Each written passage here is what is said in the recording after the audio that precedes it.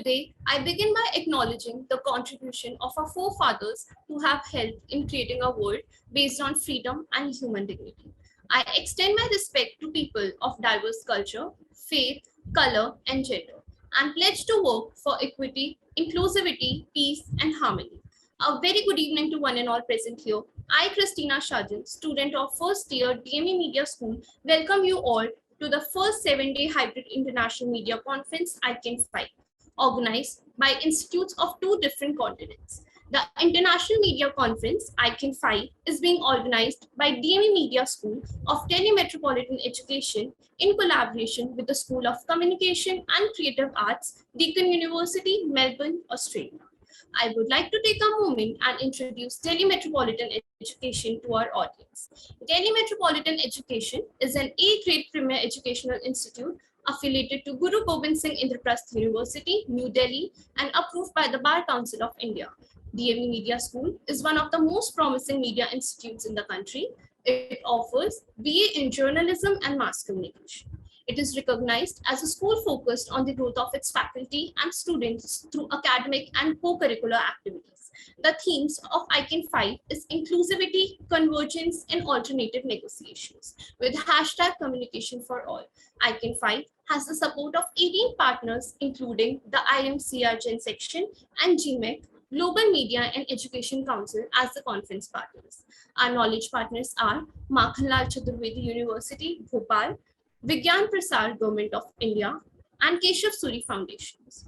International partners are Institute for International Journalism, Ohio University, USA, Green University, Bangladesh, and the Fordham International University, Bangladesh.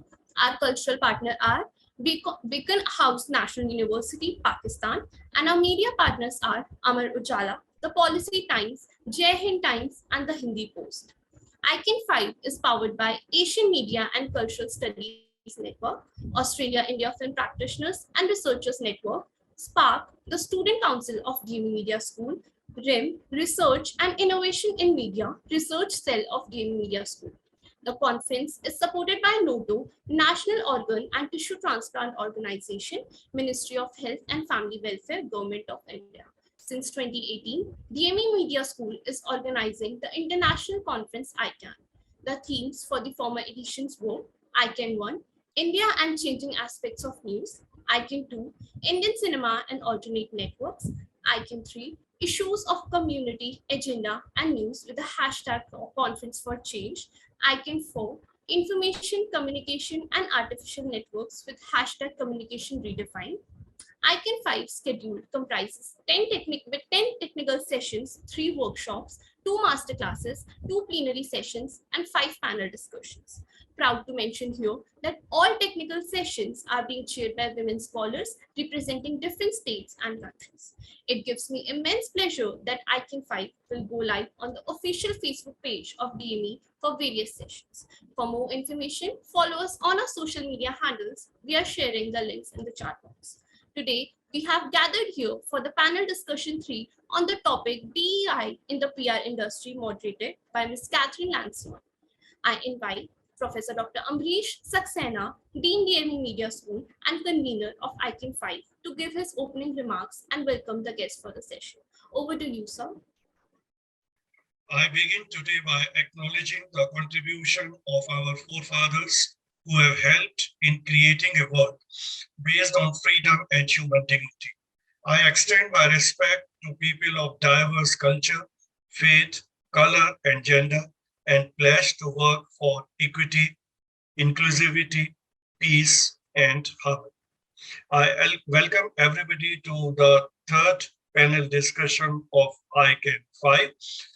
Today is the 4th day of the conference, and the journey that we started in the year 2018, now the 5th edition is before us. And during this journey, many people have joined hands with us. Many international organizations, right from UNESCO to SIMCA, have been with us. And then organizations like Global Media Education Council and association IMCR, that is International Association for Media and Communication Research. They are with us in this endeavor, particularly the gender section of IMCR. They have promoted this conference. And the unique thing this year is that scholars and universities from two countries besides India in the Indian subcontinent, that is Bangladesh and Pakistan, they have also joined hands with us. Two universities of Bangladesh, Green University and Daffodil International Universities, they are with us in ICAN, and Beacon House National University of Pakistan, they are also with us. Besides, not to mention the Deakin University, Melbourne, Australia, has been with us from the second edition of ICAN. So the ICAN has grown to this extent wherein we are trying to incorporate new things. So this is one new step that we took up.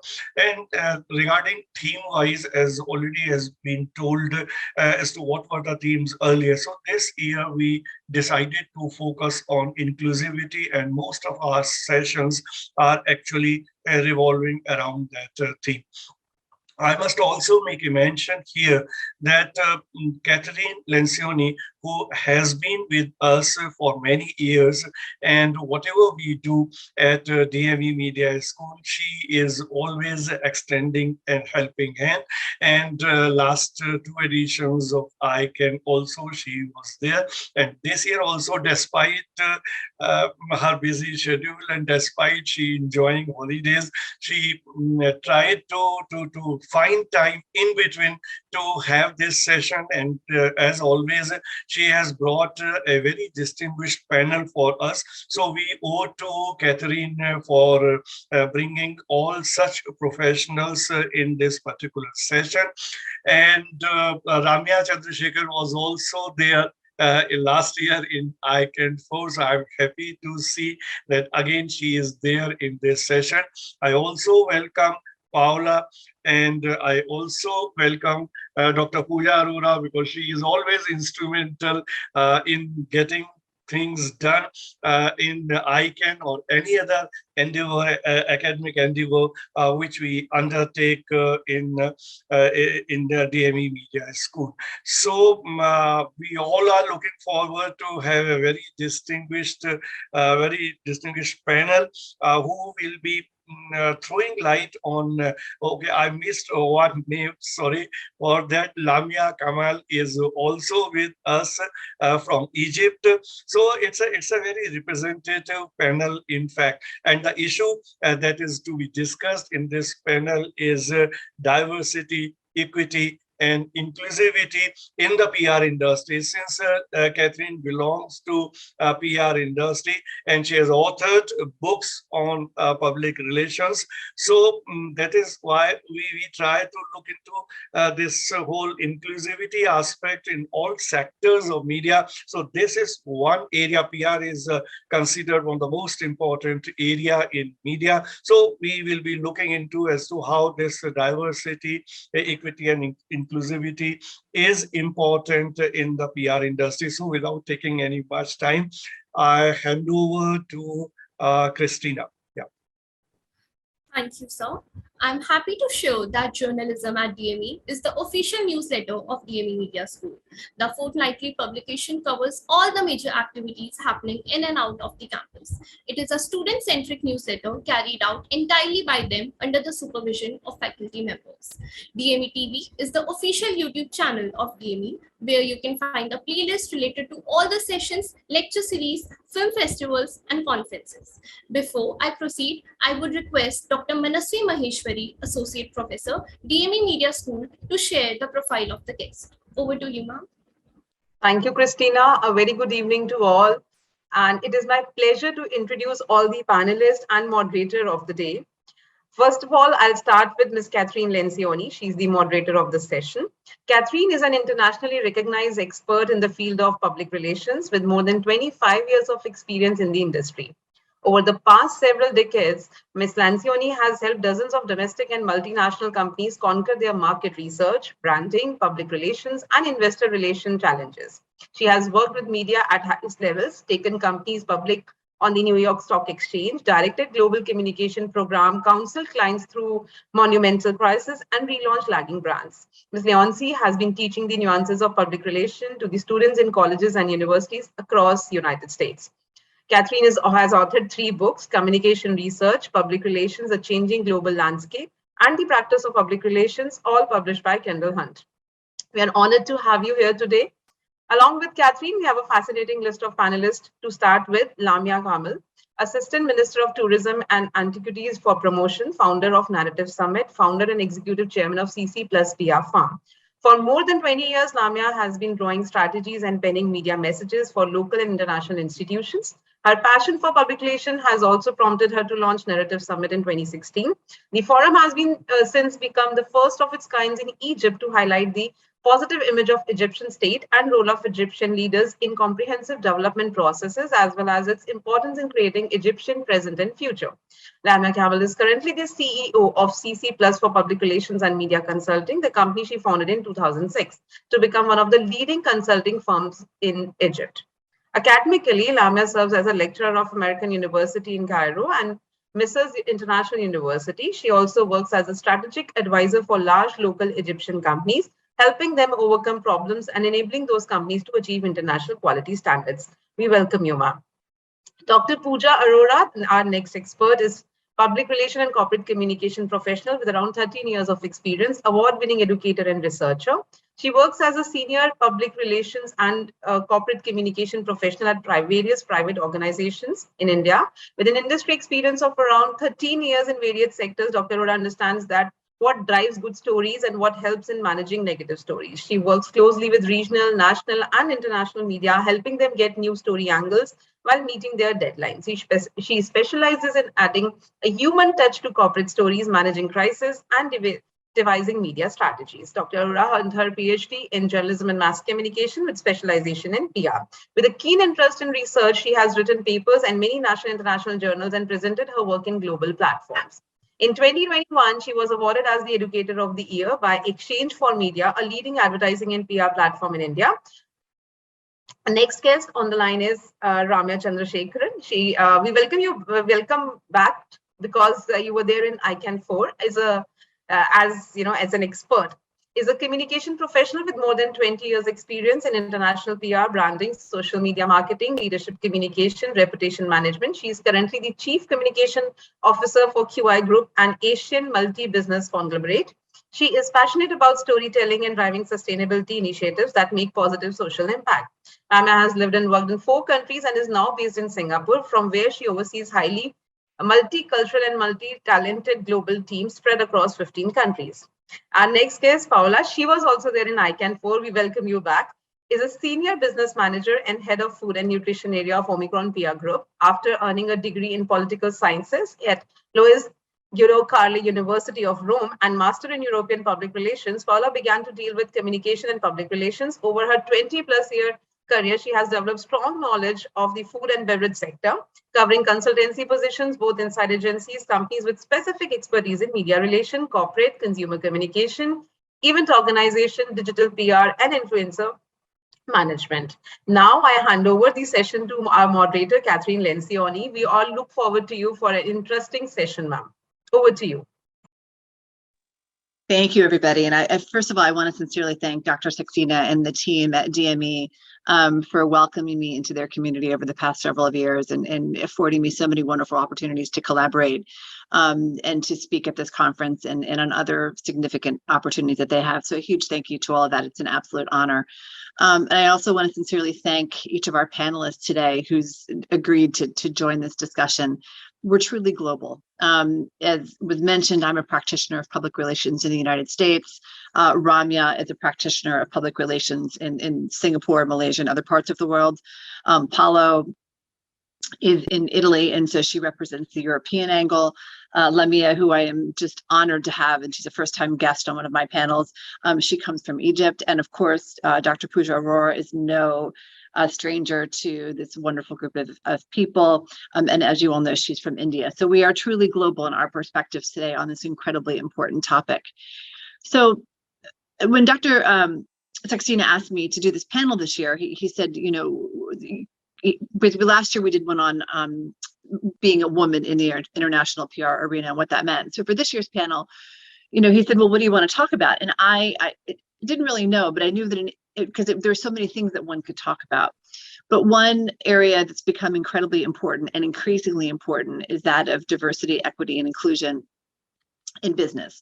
And so we thought it would be really interesting this year to talk about the influence of DEI in communications and specifically on the public relations field. So about 2 weeks ago, I got this incredible group of panelists together and we talked about the topic, and we realized, you know, it was so broad. And so today what you're going to hear is our perspectives on this topic, ranging from the big and to the small. And each of us is going to try to share our perspective based upon where we are in the world and also based upon our experience and that of our clients' experience. So I think you're going to be in for a really wonderful and informative session. So I want to start off by asking each of the panelists to answer the simple question. And that is this: what does the term DEI mean to you? And again, in this context, DEI stands for diversity, equity, and inclusion. Ramya, do you want to start off with that one?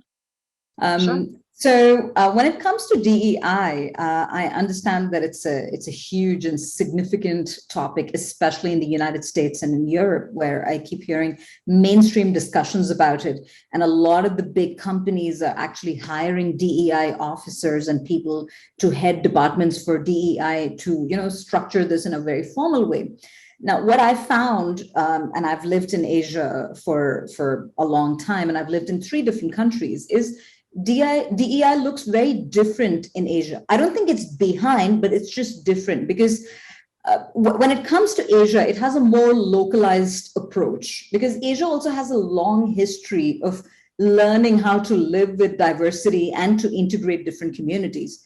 It doesn't mean it's always been smooth, but what happens is the cultural values play a big role. Now, I live in Singapore. And this country it boasts of a melting pot of backgrounds and identities.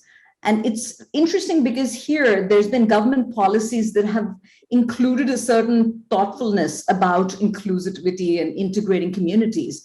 And when you look at it, and Singapore that way is a model because the West actually can learn a lot from some of these Asian countries.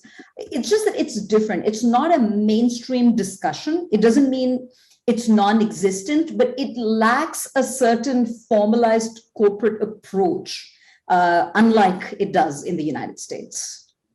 That's great. Thank you for sharing that. I think it's incredibly interesting how, to your point, Ramya, it is so almost formalized in the United States, whereas in other parts of the world, the concept of DEI is evolving. And Poala, why don't you talk to us about how it is in Italy and Europe from your perspective? Yes, thanks, Kathryn, and nice to meet everybody. DEI here in Europe, at least here in Italy, is mainly related to, well, it's a huge topic. Starting from that, it's a very huge topic, and it's getting more and more important since 2 years. There has been a huge debate, political debate here in Italy around equity, particularly so the gender gap, and this is something that it's becoming at a high level on the political agenda, but diversity and inclusion are also more and more important.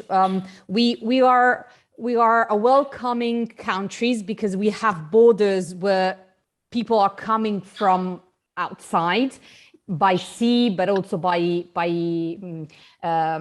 field. It's actually it seems that we are welcoming, but if you deep dive, there are still some very big barriers that are not helping people to really accept diversity and inclusion. If I can add, at the moment, some data that we found in Italy, we carried a survey as an Omnicom PR group around diversity, equity, and inclusion.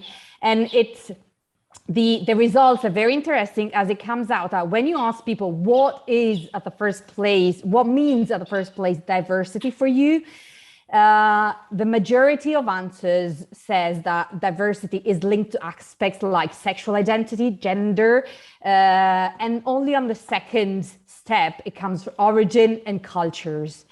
And then color of the skin, ethnicity of country of origin. This is actually it's a very important overview of how Italy is perceiving that topic. So at the first place, definitely equity. Is the most important. It's so fascinating. I think the other thing, just we'll talk about this later, but relative to you, Poala, is, you know, the European Union is filled with so many cultures and religions and different demographics in just general. I mean, you know, I'm here in Spain today, and I just know traveling from Madrid to San Sebastian over the past couple of days, like I've been kind of overwhelmed by the number of people from the number of different countries that are here.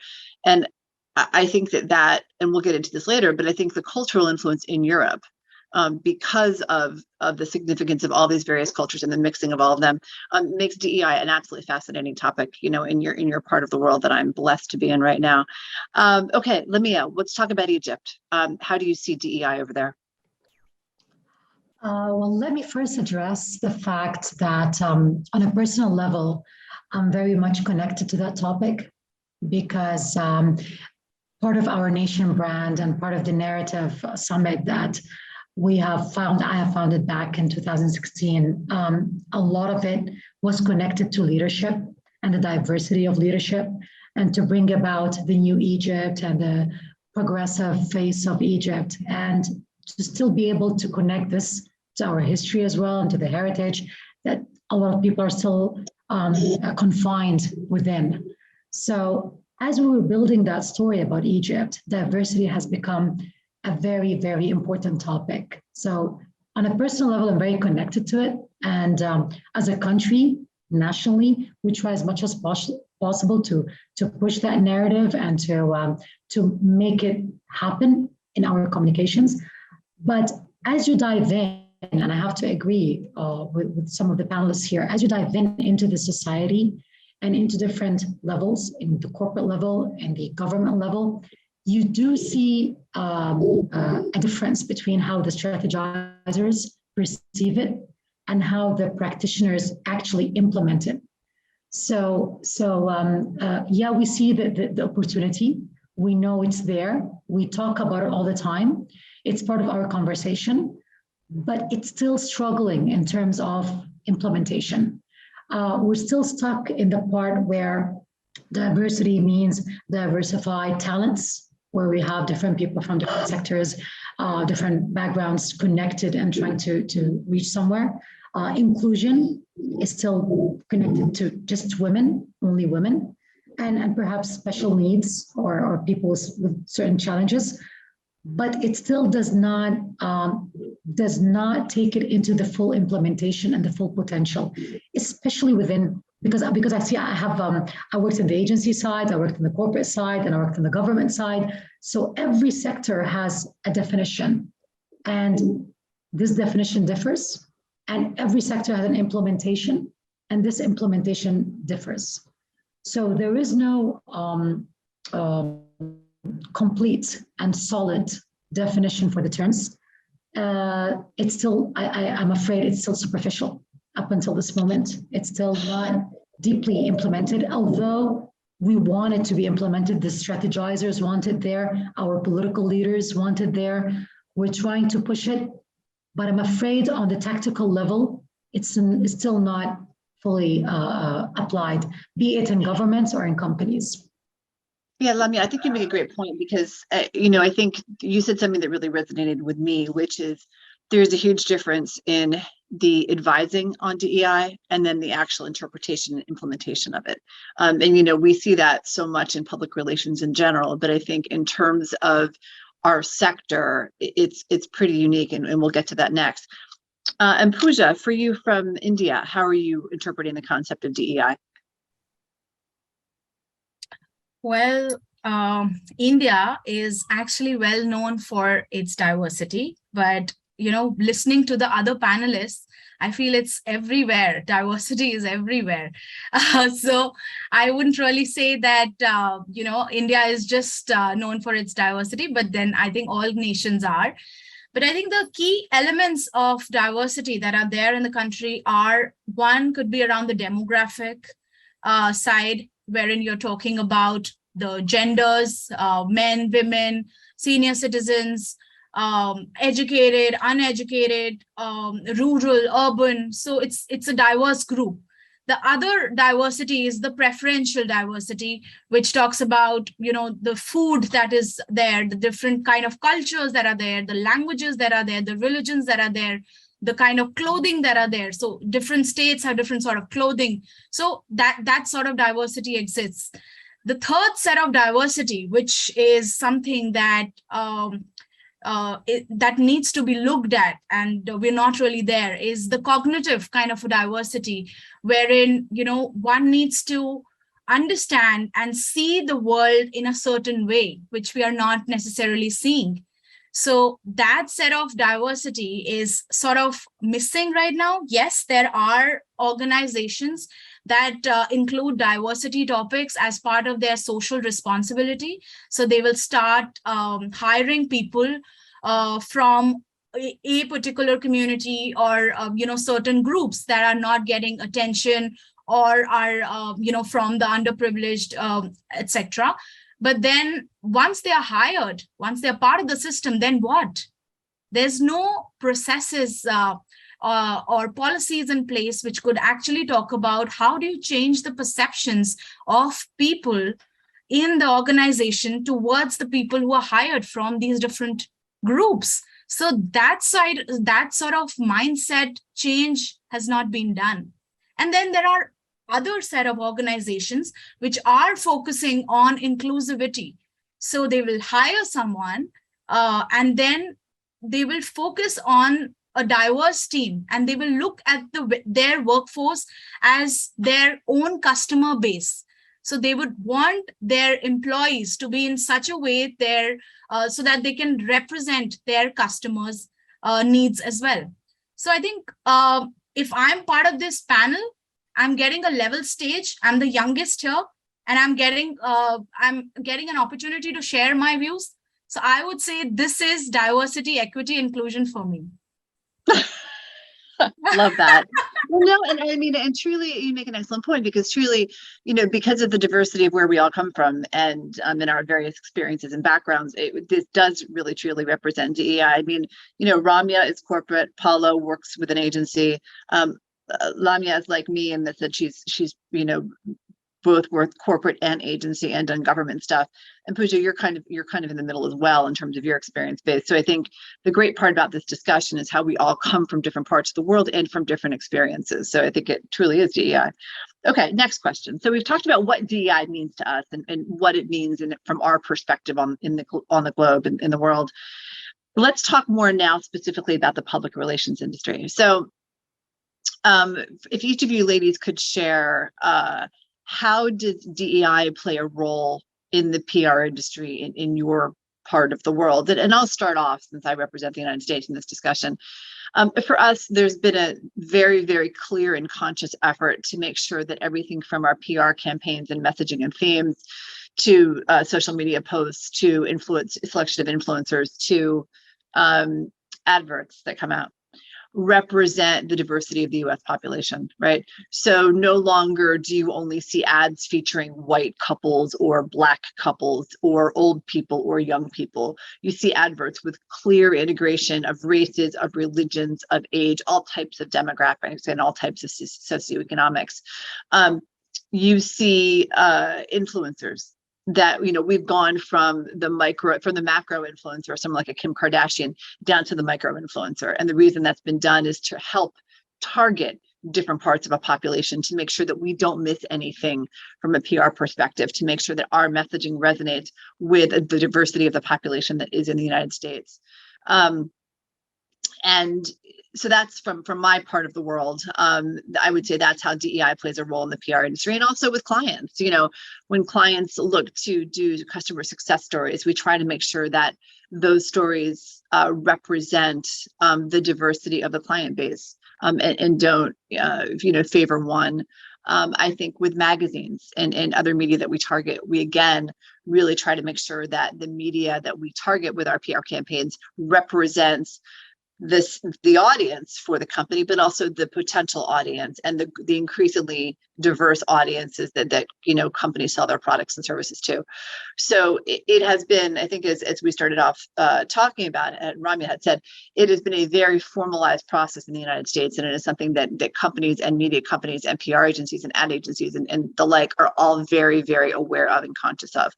And I'm just going to go around the table like I did again. So Ramya, building on what I just said, from your corporate perspective in kind of the Far East, and really with global responsibility, how are you seeing DEI play a role in the PR industry? So there's certainly a growing awareness. And as PR professionals, like you were saying earlier, we actually have a very important role to play in shaping public opinion and ensuring that we're part of stories that represent marginalized communities, especially making sure that these are all part of national media discourse.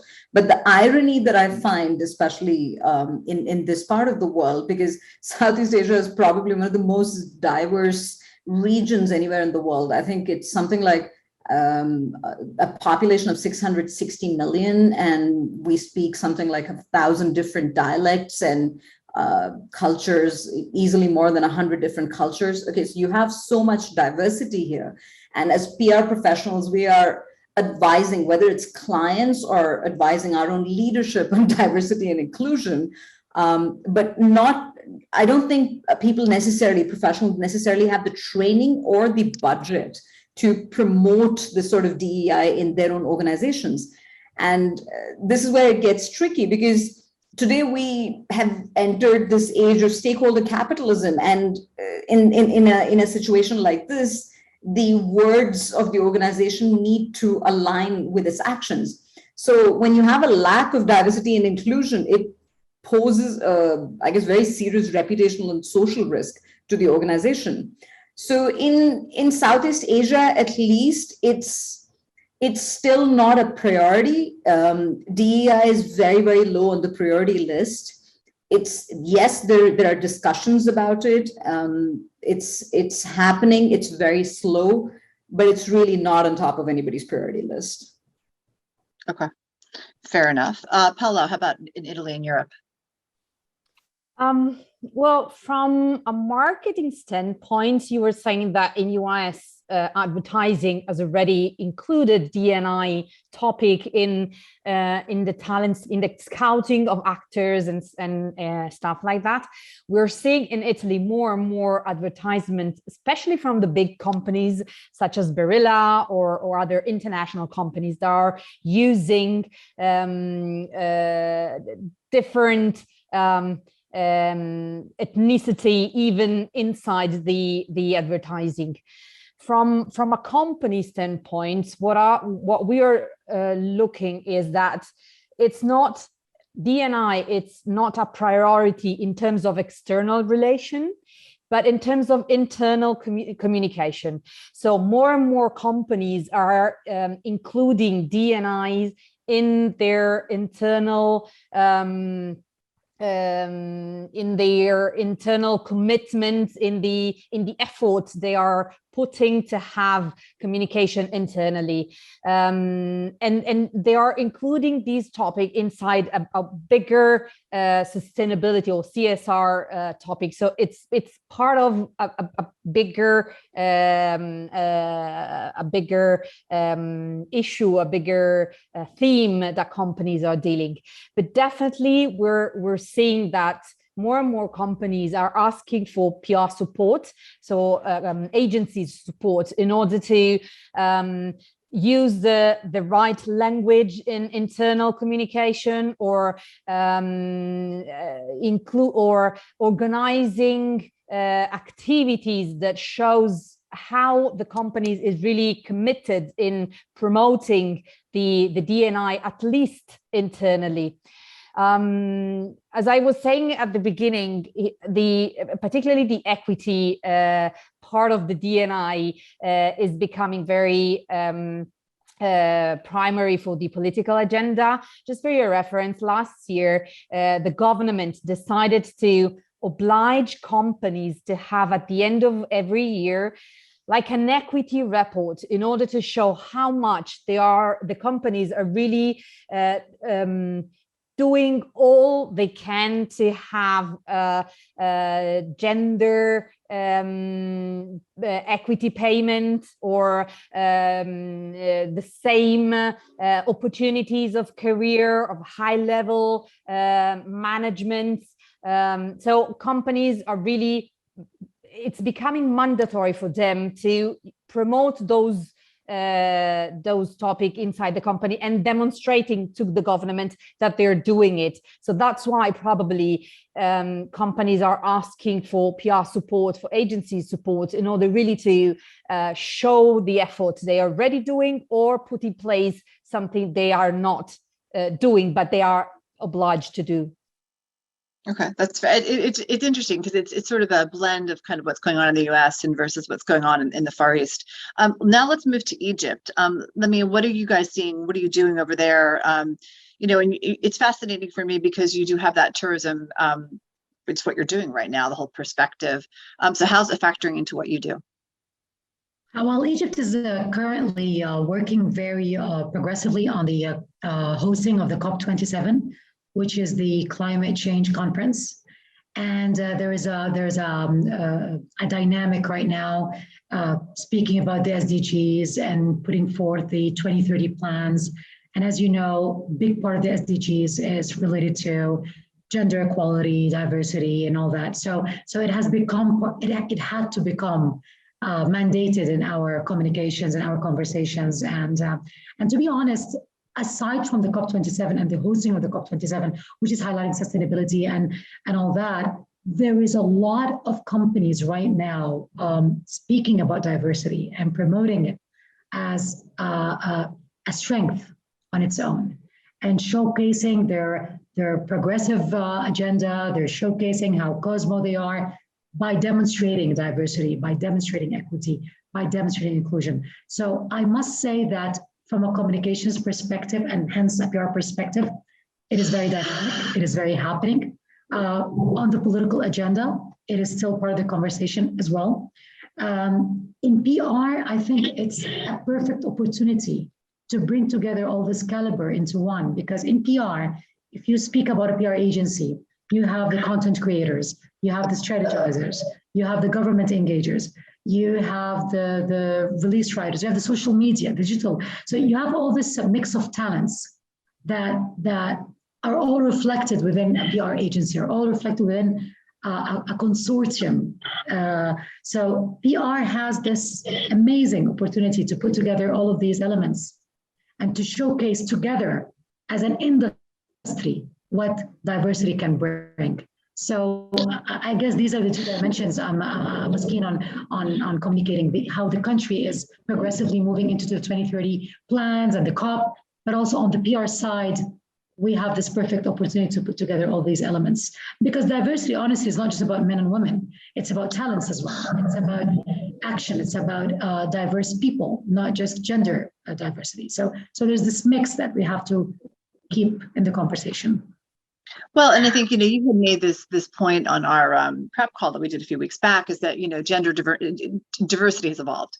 I think for a long time when people thought of diversity, it was just gender, you know, men, women, that kind of thing. But we've evolved so much. I mean, it's race, religion, everything, ethnicity, socioeconomic. It's everything now, as it should be. And it's you know, we're so beyond male, female. We're so into just having people in organizations that represent the planet and who the planet is comprised of. And I think, you know, it is so incredibly important and so incredibly fascinating. And it's great. It's just so interesting to me to hear how it's being interpreted and ultimately implemented in the various parts of the world. Okay, and Pooja, how about you for what you're seeing in India in servicing clients? How is DEI being, what's going on? Okay, so, honestly, PR, all of us know, is a people-focused industry, and you have to interact with journalists, clients, different stakeholders, be it internal, external, for everything. So from India's perspective, I want to talk about, the different campaigns that are done. Now, being a diverse country, and if a particular organization wants to probably do a campaign sitting in North India, they want to do a campaign in South India. So they can't do it in silos. They have to work with the local diverse set of team who understands the language, who understands the language, the culture, how media operates, all of that. So in the media campaign point of view, I would say that diversity is definitely there. But and also when it comes to different organizations, different clients, they have started mandating the part that they want to hire PR agencies who have a diversity policy in place, because according to them, if their PR agency has a diverse set of people, they can at least ideate PR campaigns in a diverse set of mindset. So that is the kind of change that is happening. But I think mostly it's slightly slow, just like Ramya said. It's going to take some bit of time, some years, so to actually get there. Yeah. Again, fascinating perspective and stuff that you're sharing. All right, let's move on to challenges that either you all have faced as practitioners or that your clients have faced. And Pooja, since you just spoke, why don't you continue the conversation? So again, either some challenges that you face from a DEI perspective as a practitioner, or some challenges that your clients have faced. I think the main challenge that I have faced is dealing with unconscious biases. So, being in a meeting, being the younger one, people assumed that, she would not know stuff. She wouldn't have read anything. She wouldn't be aware. So I think this is something that has happened with me. That's a challenge that I have come across. But I think it's also learning for people to not judge by the book by its cover. So I would say that the way to overcome was to help people understand the different areas that I was aware of. So that was just my perspective. Other than this, I think the clients also, when they enter a meeting, they come with a different mindset for different genders. So for example, if it's an automobile company, they'll automatically, they have this bias that, a woman might not be aware of it. Maybe a person from a male gender or any other, like an experienced person would be aware of this particular area. So I think these unconscious biases. That was the main challenge that still exists, but that needs to be overcome. Yeah. Absolutely. I completely agree with you. And I think that's, it's a problem across all sectors of public relations, whether it's technology, business, finance, consumer, financial services. It is a huge problem everywhere. Poala, what are you seeing? Again, you're with Omnicom, so you work with a huge array of clients. I mean, I know Barilla is a huge client for you. But Poala, what are you seeing in terms of implementation of campaigns, DEI challenges from either your perspective as an advisor or from your client's perspective?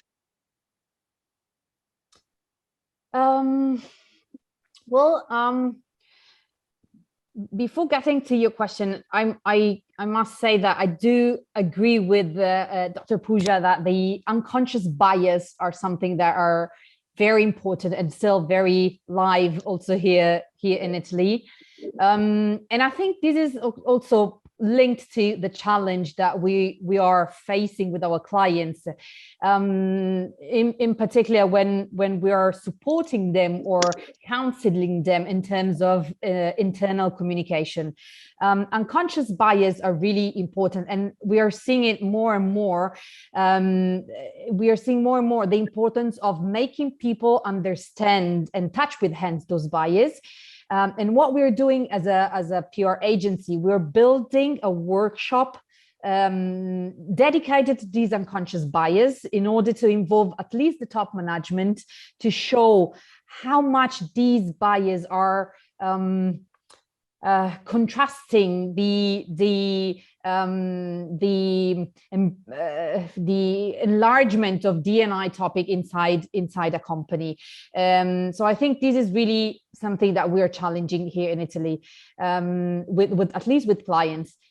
Talking from an internal point of view, as you said, I'm working for Omnicom PR Group. At least here in Italy, Omnicom PR Group is made of mainly women.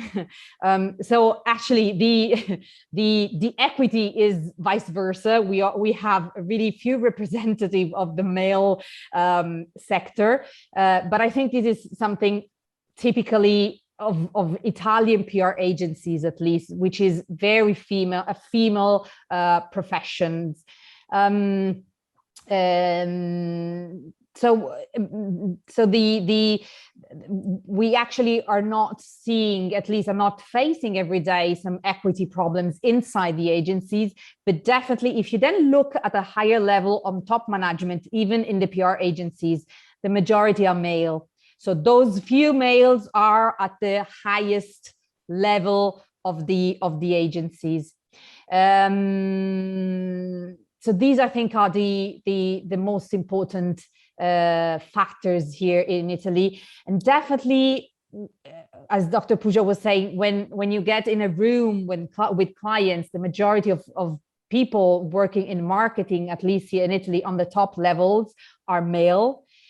So you still have to, the effort you have to put in order to make them understand make them touch your credibility or acknowledge your profession are higher than if you were a man.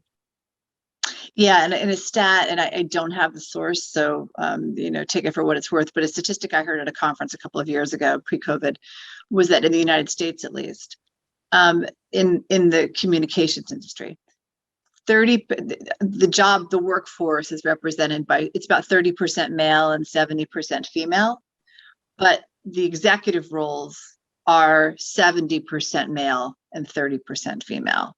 So meaning that, women, we dominate the industry, but we don't dominate the leadership. And that's in the United States. So it sounds like that's the same in Europe and specifically Italy. Okay, let's move on to Egypt. Lamia, what are you seeing over there in terms of challenges either you face as a practitioner or some that your clients have faced, or a little bit of both? I'm still struggling with the notion that the people who should be adamant on promoting diversity are the same people who are, be it intentionally or unintentionally, defeating it or defying it. Yeah. I'm still concerned how some women are fighting other women, and I'm still struggling with that because we see it a lot. And to continue what Poala just said here, why men sit on the top, it's because we don't give each other the right empowerment and the support to move each other up to the top. And there's this entire energy of scarcity, as if there is so much limited resources to the point that we have to really fight each other for these resources rather than enjoy the abundance and try to connect and find what connects us rather than what disconnects us. So I'm still really concerned because from what I see, if we expect women to be on top, then we expect to be less on the drama side and to be more on supporting each other, be it whether with our subordinates, with our managers, with our colleagues. Because at the end of the day, if someone has to make the decision between a person and a person, it will be the person who's able to manage properly, the person who's able to communicate right, the person who's able to carry the agenda of the organization forward without a lot of hassle, without a lot of issues. So we need to prove that in the workforce, in the workspace. And we need to prove that to each other and to support each other before expecting men to do it on our behalf. And here I'm speaking about more gender diversity. This is because this is the part that I'm still struggling with. It's the part that as a woman, I get the challenge from other women, not from men. And I would like to see less of that to build the credibility for our message. Yeah, and I think, we make an excellent point, and we had talked about this before as well, which is, the whole concept of female empowerment fails if we don't do it. And I mean, I know that we've all worked for women and we've all worked for men, and I will say that, each can be challenging, but each is challenging in its own way. But if you asked me tomorrow if I had to pick the gender of my boss, I would say man. And I'm not proud to say that, but I'm just saying that, unfortunately, I completely concur with what you're saying, which is that in all of the organizations I've worked, be them corporate, be them agencies, for some reason, women seem to sabotage other women, and it just doesn't make any sense to me. And we could do a whole discussion on female empowerment, but the reality is we should try to work with the people that have the talents, that have the best talents for the job. We're not all great at everything. We all have weaknesses, and we all have failed, and we will all have had successes. And I think this whole idea of diversity, equity, inclusion comes really, it begins and ends with the main point of, we need as communications professionals to cast the wide net to search for the person that is the most qualified for the position. And once we find that person, and it may take us time, we should do everything that we can to support them, regardless of gender. It doesn't matter to me what gender you are. I just want the right person with the right skill set, who's going to be smart and hungry and intelligent and want to work hard. And I think, again, back to women, we sabotage ourselves, and it just makes absolutely no sense. And it's something that I know as someone who's been in this industry for a long time, I've seen it happen way too many times, and it always saddens me. And so I, in my own role, be it as a professor or be it as a PR person, really try to go out of my way to be supportive of women who are my peers, women who are my bosses, and women who, look up to me as a mentor or as a professor, because that's the only way that we're going to be able to squash this issue. And I think it's, I appreciate you bringing it up, because it's a huge problem that a lot of us don't like to talk about, but we should talk about. Okay, and Ramya, DEI, where you are, and again, head of communications for the QI group for 19 years. I guess it's almost 20 at this point. DEI challenges you faced in your role, or some things that you've done in terms of executing campaigns in various parts of the world. What can you share with us? So I actually wanted to refer to something that both Pooja and Poala talked about, which I think seems to be a thematic problem everywhere, which is unconscious bias. I've had to deal with, even though my organization is actually very progressive, the leadership is very progressive, I think a lot of people don't even realize they're doing or saying some things. And I've had this challenge. So I advise our board of directors on a lot of the leadership communications and executive communications that go out.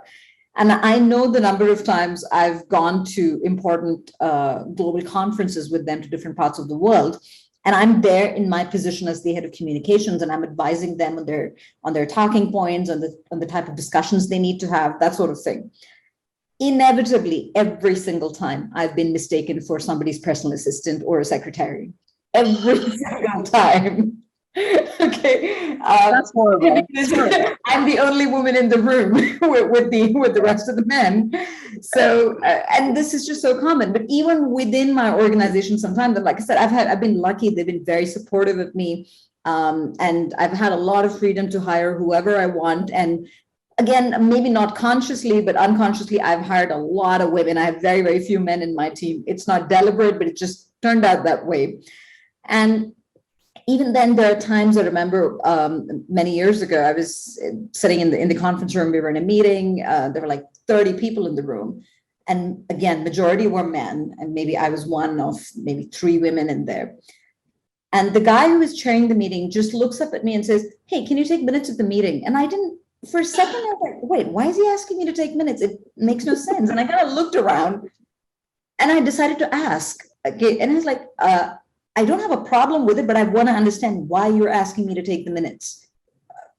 And I think that threw him off. He was not expecting me to question that. Yeah. And I could see that panic on his face, and it just sort of flashed by. And then he was trying to make up a reason on the fly there. And I said, oh, because you're in communications. So, and I decided to stay very professional and polite. And I was like, to take minutes at the meeting, I don't think you need a degree in English literature or in journalism. I'm still not clear why I've been asked to take the minutes. Again, don't get me wrong, I don't mind taking the minutes, but I want to understand why you chose me specifically to take the minutes. And it was interesting because it stopped everybody in their tracks. And we actually ended up, because of the nature of the culture of the organization, it turned into a very positive discussion. We completely went off agenda and it turned into a very positive discussion about unconscious bias. But I'm not sure how many organizations would have been tolerant of that sort of, being called out in front of a large group. Right. It's a tough conversation to have. And I think, the whole concept of unconscious bias, there's so many levels and layers to it, and it factors into so much of what we do. And it's, if we've talked about before, we could have probably a whole conference on unconscious bias and its role, its effect in the communications industry. So Ramya, why don't you start off? So we've talked a lot about what DEI is and what are the challenges we face as practitioners. What are some success stories or that you've had, in implementing your campaigns, or you've seen other companies, been successful in as it relates to DEI in communications and PR? So COVID actually showed us that most of the women in the organization were far more resilient than the men, especially in my PR and communications team. It was very interesting because a lot of the men started to panic. It was the whole lockdown and everything was just starting to get to them. And I didn't even realize this was happening till one day. So we'd been applying for we've been submitting all of our campaigns for different awards. And there were so many of them over the last couple of years. And then suddenly we realized we were winning. We just kept winning every now and then. Every month we were winning 2 or 3 awards. And I was like, this is fantastic. How come we never tried to do this before? And then I sat down and had a discussion with my team to understand why did we never submit applications for the awards. It was because, firstly, nobody had time to think about anything else. Everybody was busy traveling, doing this, doing that. No one had time to think. It turned out it was the women who were like, okay, hey, we're stuck. We don't have a lot to do. So let's think of something out of the box. It wasn't the men. It was always the women who were thinking of something new to do, something creative to do. The risky moves were being taken by the women and not by the men. And it was also the women who I found were comforting a lot of the men in my team about those who were getting overwhelmed by the lockdowns. So it was really interesting because one was the women were showing their creative expression in a much more, amplified way during the last couple of years. So much so that this year my team's won 25 awards as of the month of June, which is fantastic. Congratulations! Thank you. So it's I'm not trying to put the men down. I just find that women tend to be stronger mentally and maybe far more resilient when it comes to facing challenging situations. I find that women hold on way more than men do. Point taken. All right, Lamia, what are you seeing in Egypt in terms of some DEI success stories that you've had in terms of, working on tourism or anything else you're involved in? I have to say that I agree with Ramya that COVID has brought about a lot of our persona during this difficult time. There was a lot of connection, agility. We had to prove agility. We had to prove humanity. We had to rise above the occasion. So it was a very good time to connect and to converse and to allow people to take some space, whereas during other times they may not have been given the same space. And here I highlight the youth, younger people, who most of the time may not, especially in PR, where expertise is really important, and the number of years is really important, and how much time you spent in this field is tremendous, is a stellar to keep the organization forward and to be able to consult. And so when COVID came and the whole digitalization process started and erupted, and it was about your agility and your progressive mindset, I think a lot of the young people were participating in that ecosystem. So there was a lot of inclusion of a younger group over there. And on the human side, there was a lot of support that in 2020 and 2021, there was this support that we had to give to each other because of the situation. So I have to say that COVID was a trigger to a lot of success stories in humanity in general, and diversity is part of humanity, by the way. It's ingredient. So well, I think. Mm-hmm. I was going to say, I just think COVID, I don't know what that noise is.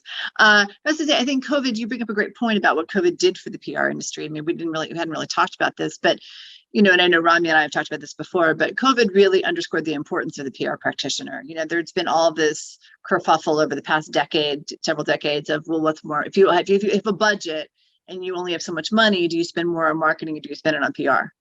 And I think that what COVID did was it underscored the importance of storytelling. It's underscored the importance of what we do, because the whole world has been in a crisis for the past 2+ years. And I think without PR practitioners and communications professionals to advise on how we navigate, you know, what are stories to go out with, what are stories to hold back on for now, it would have been a much worse crisis than it was. We'll put it like that.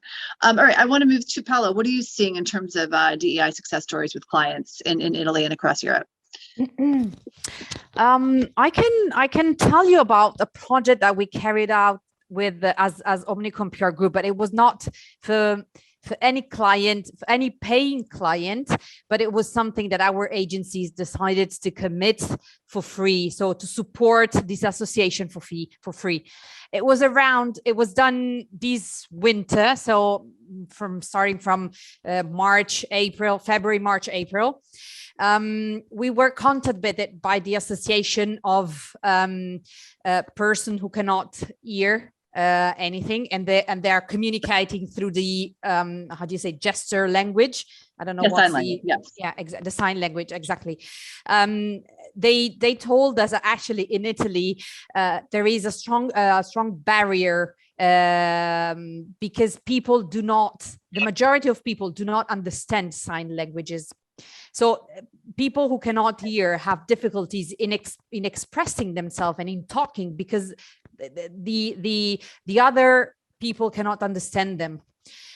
So they asked us how we could support them in making Italians more sensible to the sign language, increasing the awareness of the importance to know and learn the sign language, not for yourself, but to communicate with those people who cannot hear. And what we did, we actually involved very famous singers and TikTok influencers for free. And we asked them to sing famous Italian song through the sign language in very short video. So that it was a double direction, you know, awareness. One, people who could not hear could understand the songs and what the songs were saying and could sing those songs. And on the other hand, people who could hear were sensibilized on the importance of the sign language in order to make other people sing, doing an action which seems very simple and granted, but it's not, which is sing a song. And I think that's the most successful project that we did in the last 6 months or 1 year. And I think it's I'm very proud of it. So that's why wanted to share. Oh my God, I love it. Like, makes my heart skip a beat. Like, I just think it's such a great resemblance of what humanity can do. And I just think that's so wonderful. And again, it brings in another conversation about DEI. Sometimes it's working with people with challenges like that. And I think that's amazing. That's incredible. Okay, Pooja, for you in India, and what are you seeing in terms of success stories with clients in DEI practices, DEI campaigns? Okay, so diversity always existed in India, but then I think like Ramya and Lamia said, post-COVID situation definitely changed. Organizations started to focus on, the fact that they wanted to talk about diversity in their CSR stories.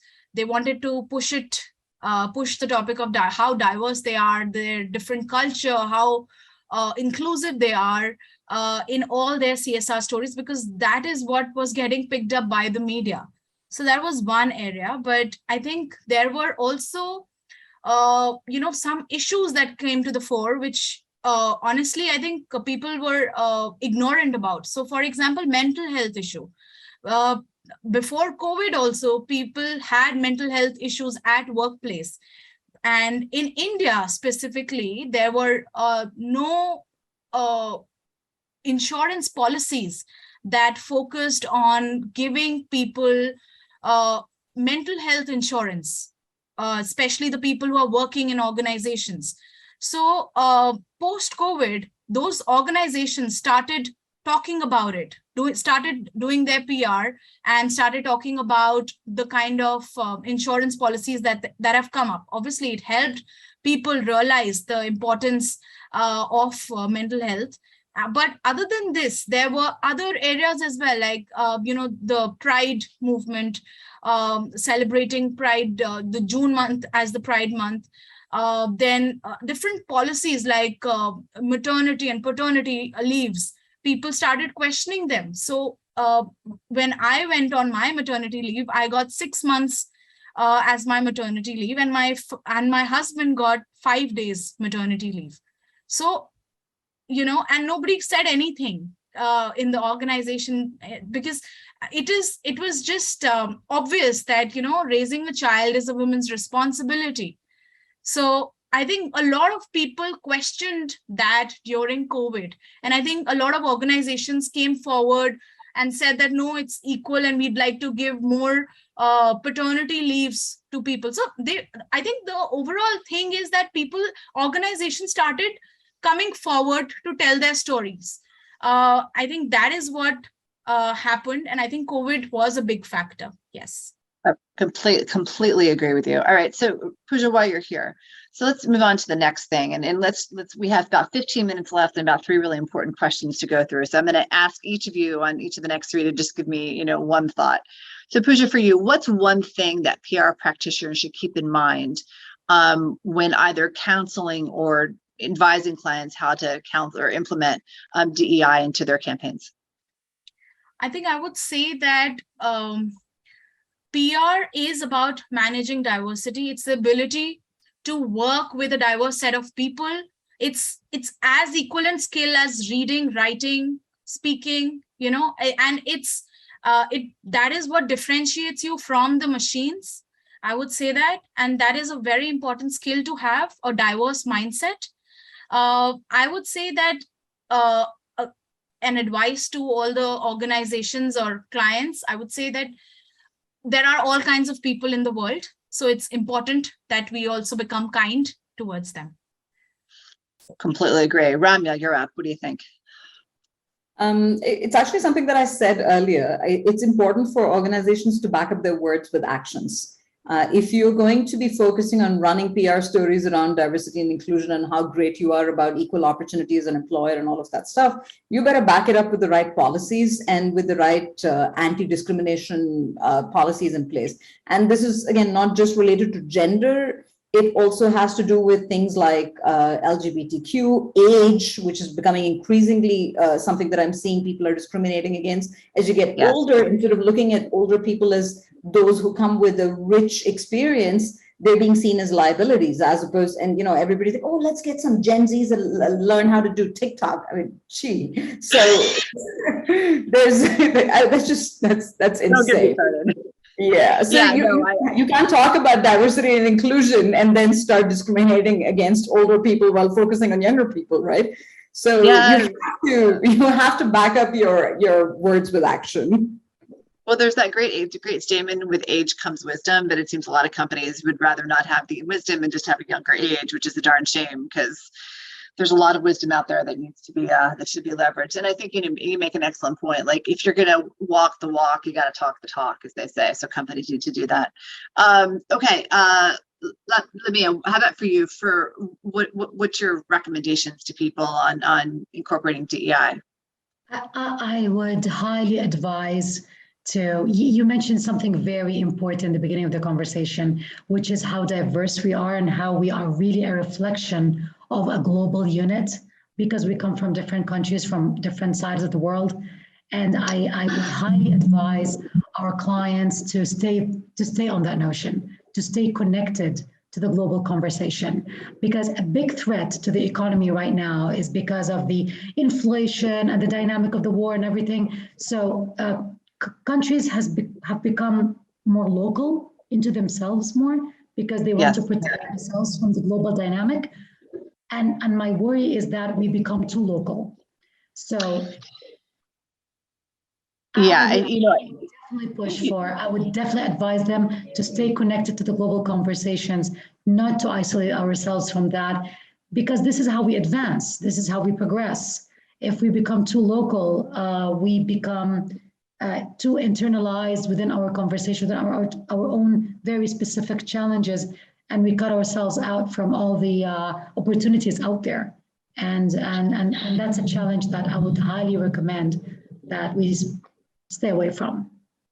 Well, what's interesting is we've completely reversed, right? Because COVID showed us how global we were.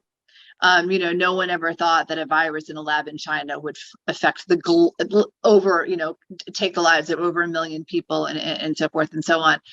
And here we are now, because of what's going on in other parts of the world, being very, very local and being very, very inward focused. And it's such a shift from where we were, because I think COVID, again, highlighted the importance of being global, the importance of thinking global, the importance of the reality that we are all citizens of the world, not just of a country.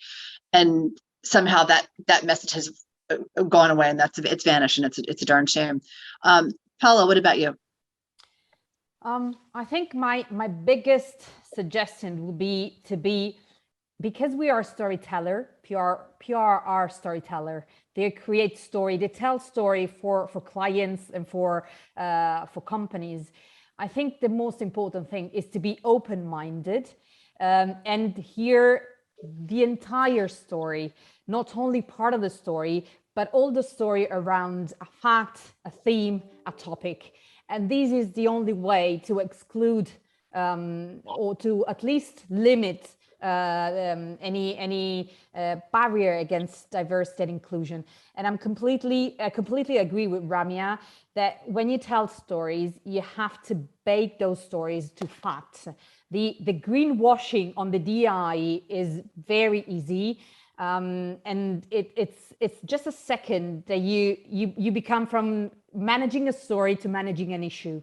So being open-minded, hearing all the stories, creating your really global overview of that topic, and then tell that story, really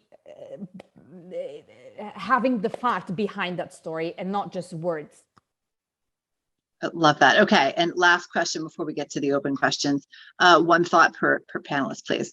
Emerging issues as it relates to DEI in the PR industry. I think that's the last thing we were saying, and that Ramya pointed out, the issue of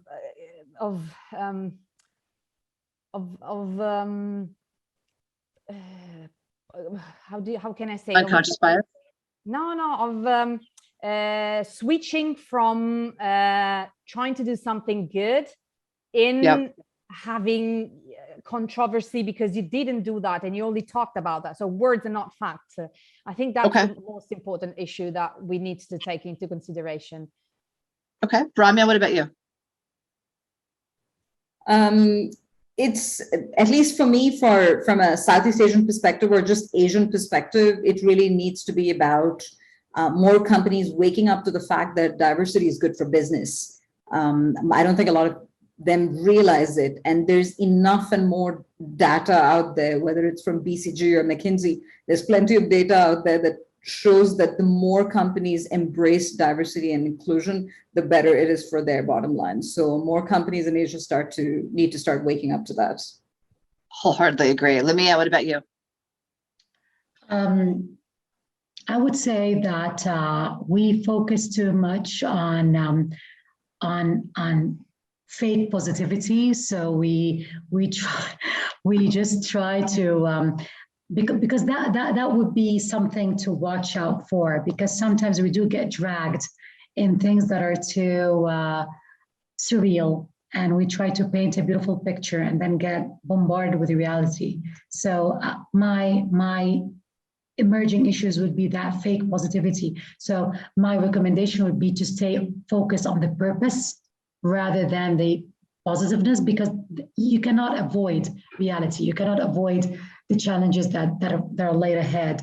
But if we wake up every morning knowing that what is the purpose, why are we here, what are we trying to push, what is the message of the day, I think this is where we need to stay focused on our purpose here, and not get too much diverted into idealistic approaches and going after something that may be too holistic for us as PR practitioners to attain. So I would rather we stay focused on what we're here for. I love that. That's great. And Pooja, what about you? Yeah, I totally agree with what Lamia said on the brand purpose. I think it's really important for organizations to realize that, because at the end of the day, most of us or most of the organizations are running after events. Okay, today is an International Women's Day. Okay, today is a Pride Day. Okay, today is the year end. So the end of the day, the PR stories are towards the end, they're more about the events and not really around the brand purpose. And I think that is what we need to focus on, that it has to be the action that is taken every single day and not really on one particular day. A woman's day should be celebrated every day, not really one particular day. And that is what I wanted to say. Yeah. I applaud that comment. Yes, every day should be our day, but alas, it is not. Okay, so I think we have a few minutes. We have time for a few questions from students or anyone else who's listening. Can someone read the questions in the chat box? Hi. Yeah, there are a couple of questions. So there's one which has come directly to me. In your experience, are clients often reluctant in agreeing with the diverse ideas for their campaign, fearing that it doesn't go well with their target audience? Any such instance, if you can narrate? Who wants to take that one? Poala, do you want to, since you're with Omnicom? Well, I think if I got right the question, I think there is a good example that happened some years ago. I think it was 10 years ago with Barilla. I don't know if you heard about that. Barilla top manager during a radio broadcast interview said that their advertising did not show any gay people because the Barilla product were for normal families. And that obviously it was a big fail, and a lot of people decided not to boycott Barilla products all around the world. And the former PR agency had to really do a lot of work in order to make the top management understand the big fail that they did and how they could first of all ask sorry for the affirmation he did, and second, to show how the company in reality was open to diversity, was open to equity and inclusion. And starting from that moment, which is actually like the zero moment, Barilla changed their communication, but also their policies and all the work that they did internally and externally to make really people understand the commitment of the company on those topics. That's great. Thank you for that. A great story, great example. Next question. Thank you. Yeah, there's one question which talks about, they want to know that can associations like IPRA, International Public Relations Association, or something we have in India called PRSI, can they play a role in ensuring DI and PR industry by making some norms, some guidelines for the PR practitioners? I think, let me just give a brief perspective from the US. So in the United States, we have something called PRSSA, which is a Public Relations Society of America, PRSA, and we have affiliate chapters at over 370 colleges and universities. They're associations, right? You don't have to be a member to be a PR practitioner. You know, in the United States, there's no special license that you have. There are recommendations such as something called the CEPR and the APR, but they're not mandated. And they're controversial because they cost money and you're paying an association, that kind of thing. So no, I don't think there's any real way of formalizing it. And part of the challenge too is ultimately we as PR professionals, unless we work for an organization, unless we're in-house, we can only advise clients. It's up to clients to decide to do on a case-by-case basis what it is that's best for their communication structure. You know, as Ramya pointed out a few minutes ago, you know, the hope is that companies realize that DEI is incredibly important to not just being a good corporate citizen, but it's also good for their bottom line. Like, we as consumers like to buy from companies that have great CSR and have great DEI, and most importantly, do what they say they're going to do, right? That's become super important. There was a recent survey that was done that said 88% of consumers would rather pay more money than they would buy from a company that's not being truthful to their customer base. So I think, you know, these associations, like I know PRSA does have its list of recommendations and its guidelines for implementing DEI and incorporating it into campaigns, but unfortunately, there's no way to ensure that everyone's going to do that. Anybody want to add? Yeah, I want to ask something. Do you feel that the PR organizations, they should evolve practicing DEI or bringing such kind of practices which are leading to diversity and inclusion, taking care of all such aspects? Or do you feel that the government regulations, the laws, the acts coming from either the parliament or from the government, they also play some role in this regard? Ramya, do you want to talk to that for a bit, or talk to that and then I can follow up? I'm not entirely sure I understood the question, Dr. Saxena. I want to ask whether the PR industries should go by whatever regulations are there, or to infuse diversity and inclusion, the industry should look at the government making certain rules, or they should themselves evolve in this area. Okay, so I honestly think, I mean, this is again my personal opinion, I think it's important for the PR professionals and the organizations to come up with best practices. Now, yes, government can provide guidelines, but the issue is always implementation and enforcement. So unless there is an innate desire to embrace DE&I, it's going to be very difficult. So no amount of trying to force it down somebody's throat is going to be effective in the long term. It may work in the short term, people will play lip service to it, but unless there is a real desire to change by the industry and by the organizations involved, I don't see this working out in the long term. Yeah, I'm curious on your perspective because of the role that you play with tourism in Egypt. What do you think on this one? What are your thoughts? I actually agree very much with Ramya again here. You cannot, and with you as well, because you brought it up, you cannot force anything. It has to be part of the culture. It has to be part of the DNA of the society to embrace certain ethics, to, for example, in tourism, I'll give you an example here in Egypt.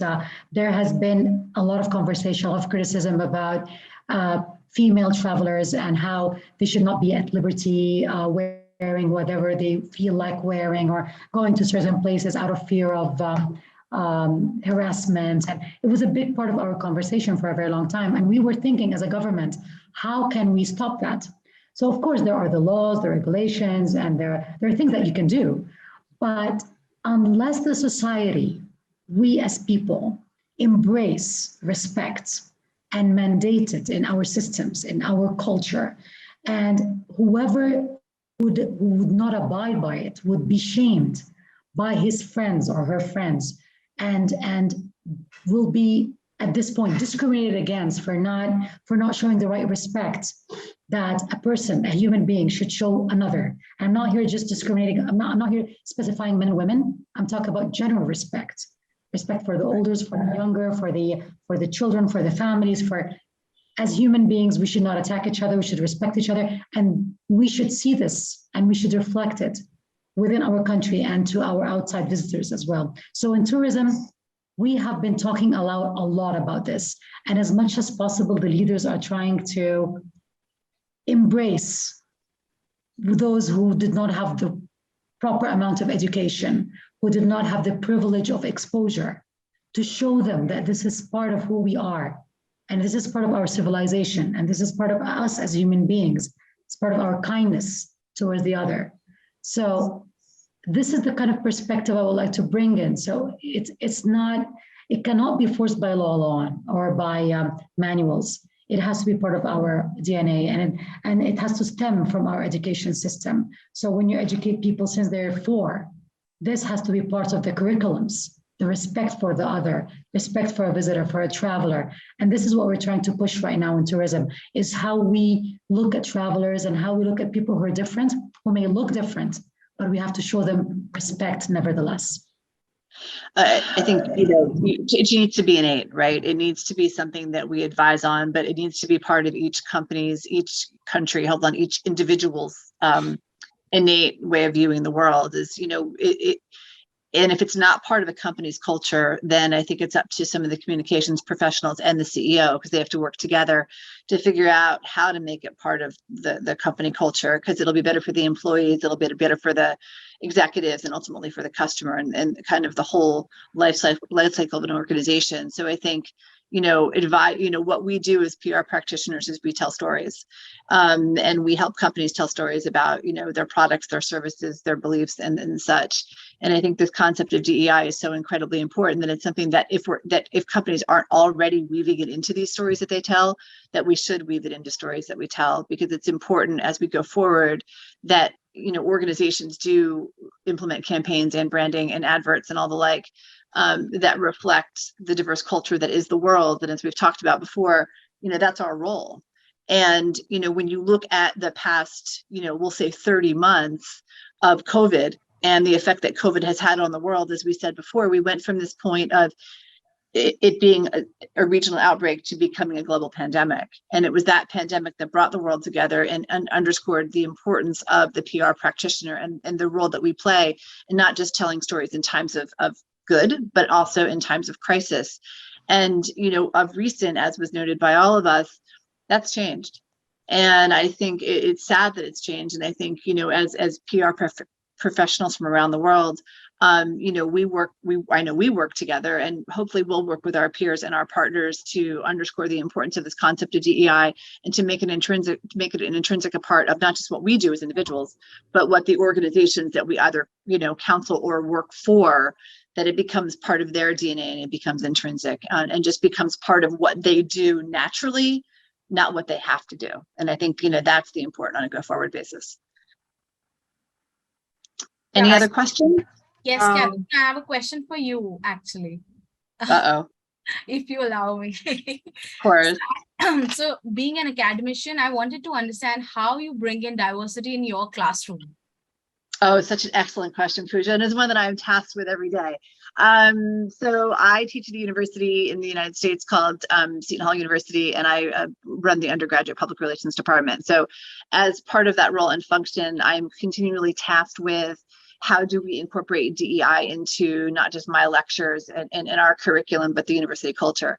I will say that Seton Hall has a huge effort on making sure that our student population reflects the realities of what is the United States. We have students, I think about 40% of the students identify as being a person of color. And I don't know, but we also have a lot of first generation students. So what that means, in case folks don't know, is that the student that's coming into our university is the first member of their family to go to college, which is always a really wonderful stat to see. And so not just in terms of the students that we bring in that we have in the PR program, but I go out of my way to make sure that my curriculum in my classes, be it my intro PR class or be it my senior seminar class, brings in ideas and thoughts from people from around the world. And some of you on this panel have guest lectured in my international PR class or contributed to the book, Pooja. And some of you mentor my students. I've guest lectured in some of your, classes experiences as well, shall we say. So I do it in terms of guest lecture. I look at it in terms of case studies that we use. I look at in terms of sort of TED Talks that we use and other lectures that we use to make sure that my students aren't just hearing my stories and aren't just hearing your stories, but are hearing stories from people and companies and just different practices from around the world. So, and it's not just something that I do at the beginning of the semester, it's something that I do throughout the semester. I'm a great one for popping into class and saying, oh my gosh, I saw this amazing talk over the weekend, or I saw this amazing advert that was done in China, or that was done in Australia, or that was done in India, and I want to bring it into our discussion. So I'm continually reevaluating and reexamining what it is that I teach my students and the stories that I share to make sure that DEI is incorporated. Thank you so much. Time doesn't permit us to, go ahead, and I have a couple of more questions, but maybe some next time we catch up with you all. And I think we have covered a lot of topics related to DEI. All of you have given a lot of insight and given a 360-degree view to all of us obviously from the global perspective. So I thank all of you once again, and I give back to Christina. Christina, you can take over from here. Thank you, ma'am. All the participants are requested to fill out the feedback form given in the chat box. You will receive participation certificates post filling out the form. Now, I invite Professor Dr. Sushmita Bala, Head DME Media School and Chief Associate Convener, ICAN5, to give the concluding remarks. Over to you, ma'am. Thank you, Christina. Thanks to all panelists. Ideally, we all believe that diversity, equity, and inclusivity should be in the foundation of an organization. It is not so simple. DEI may be interpreted differently in different countries. Also, there has to be an earnest desire in an organization to actually implement the concept of equity and inclusivity. In this session, we could know what are the existing levels of DEI in PR organizations and what more is to be achieved. It was a delight to listen to Poala, Ramya, Pooja, and Lamia, and of course, Kathryn, who moderated the session so well that we all could get for the thought. Thank you all, experts and attendees of this session. Thank you. Thank you, everyone. Thanks, ma'am. With this, we have come to the conclusion of the panel discussion 3. My foremost and heartfelt thanks to management of DME, Aman Sahni, Vice Chairman, Justice Bhavar Singh, Director General, Professor Dr. Ravikant Swami, Director, for their support in every endeavors being taken by DME Media School. Heartfelt thanks to Dean Media School, Professor Dr. Amrish Saxena, Head Media School, Professor Dr. Sushmita Bala, for their motivation in planning and executing the flagship event of Media School. Thanks to Dr. Manasvi Maheshwari, Associate Professor and Associate Convener of ICAN5, for all-over coordination for the International Media Conference. Thanks to Sumantra Sarthi Das and Vishal Sahai, Assistant Professors, and Yogesh Sharma, Faculty at Media School, for digital and production support for ICAN5. Thanks to Dr. Manmeet Kaur, Associate Professor, and Pramod Kumar Pandey, Assistant Professor, for their efforts in supporting ICAN5. Thanks to Shruti VS, Assistant Professor, Media School, for managing technical and cultural team along with student coordination. Mohammad Kamel and Sukriti Arora, Assistant Professors, for newsletter, press briefings, and media coordination support. Dr. Ritika Saxena, Assistant Professor, for designing and creative support. Saima Parvez and Dr. Sumida for their support with social media management. I also thank Pawan Saxena, Anmol Mehta, Tulika Arora, CM Anand, Abhishek Yadav, Jagan for administrative and logistics support. Student convener Priya Yadav for her consistent support in ICAN5. All the student coordinators from newsletter, production, hospitality, anchoring, cultural, and digital operations for their coordination and consistent efforts for the conference. Thanks to all the researchers, participants who have sent their full research papers for this international media conference participation of various sessions. Special thanks to our conference partners, knowledge partners, international partners, and cultural partner and media partners. Requesting everyone to please turn on their camera for a group photograph. Let us know when we are done. Thank you everyone. Thank you. Thank you everyone for joining. We are looking forward to 3 more days filled with knowledge, expertise, and deliberations on a diversity of topics. Tomorrow, on day 5, we will start with a technical session on the topic Metaverse, Artificial Intelligence, Fake News, and Inclusivity in Journalism, chaired by Dr. Manju Rugwani at 9:30 a.m. IST. With an incitement to see you all tomorrow in this session, I, Christina Shajan, take your leave for today. Good night, take care, stay safe everyone.